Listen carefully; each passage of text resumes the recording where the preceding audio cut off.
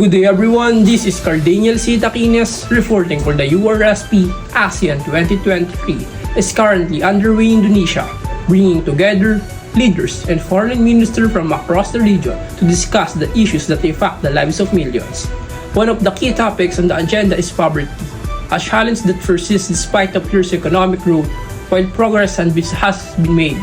The question remains, how can ASEAN work together to effectively address poverty and reduce inequalities? To help us understand more, we now go live to our correspondent, Mr. Daniel, who is covering the ASEAN Foreign Minister press conference. Mr. Daniel, how is ASEAN approaching the issue of poverty this year? And what are the key developments so far? Thank you, Mr. Taquines. Poverty education is a critical focus of ASEAN 2023. As leaders, aim to ensure that economic growth benefits everyone, especially the most vulnerable populations. While ASEAN has made strides in reducing extreme poverty, defined as living on less 1.90 per day, challenges remain.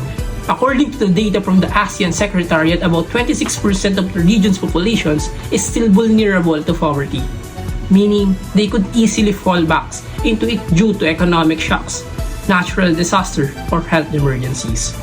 For example, in Indonesia, where this year's summit is being hosted, the poverty rate stands at 9.8%, while in the Philippines, about 18.1% of the populations lives below the national poverty line. Laos has an been higher rate of approximately 23.9, highlighting the disparities across the region. These figures underscores the urgency of addressing poverty, particularly in rural areas where access to services and opportunities is limited. During the press conference, I raised a question to the chairperson focusing on how ASEAN plans to tackle this issue. Chairperson, ASEAN has long prioritized poverty, alleviation of part of mission to create an inclusive and sustainable region. However, with ongoing challenges like inflation, limited resources, and the lingering effects of the COVID-19 pandemic, what specific strategies is ASEAN implementing to accelerate poverty reductions? Furthermore, how does ASEAN ensure that these efforts are effective in reaching vulnerable communities, especially in rural and underserved areas? The chairperson responded by emphasizing ASEAN commitment to poverty alleviation through regional cooperation and specific initiatives. For instance, ASEAN is working on strengthening social protection system, which include cash, transfer programs, food assistance, and subsidies for essential goods. There's also a focus on improving access to education, healthcare, and job opportunities to help people break out of the cycle of the poverty.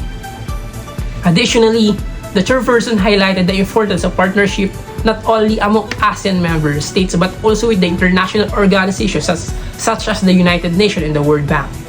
These collaborations aim to bring in technical expertise and funding that support long-term projects, particularly in areas most affected by poverty. Despite these efforts, the chairperson acknowledged that implementation remains a challenge.